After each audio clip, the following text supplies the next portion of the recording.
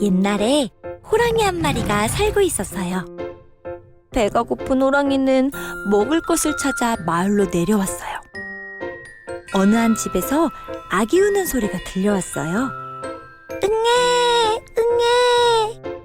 엄마는 우는 아기에게 계속 울면 호랑이가 잡아간다고 말했어요. 하지만 아기는 더 크게 울었어요.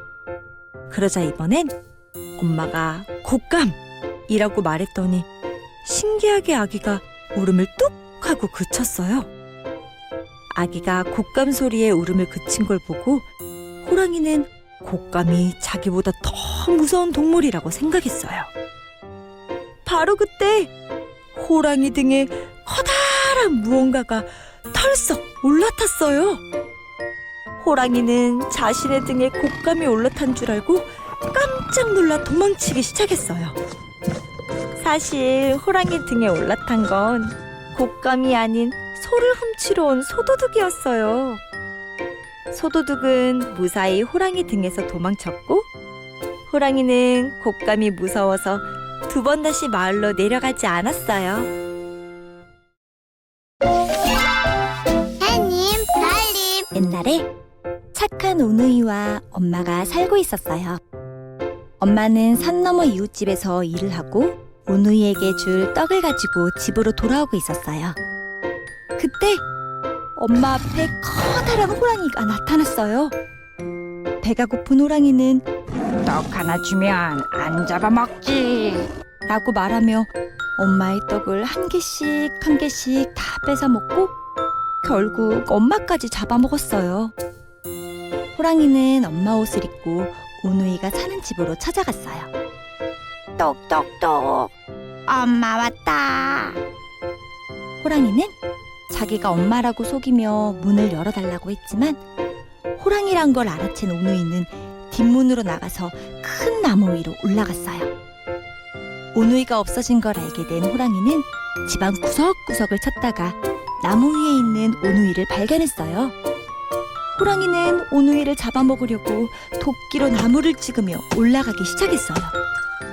겁에 질린 오누이는 하나님께 동아줄을 내려달라고 기도했어요. 그러자 진짜 하늘에서 동아줄이 내려왔어요. 하늘로 올라간 오누이는 햇님, 달님이 되었어요. 수줍음 많은 동생은 햇님이 되고 오빠는 달님이 되었답니다. 토끼의 재판. 옛날에 착한 나그네가 길을 지나가고 있었어요. 그런데 어디선가 아주 슬픈 호랑이 울음소리가 들렸어요. 소리가 나는 곳으로 가보니 커다란 호랑이 한 마리가 큰 구덩이에 빠져 있었어요.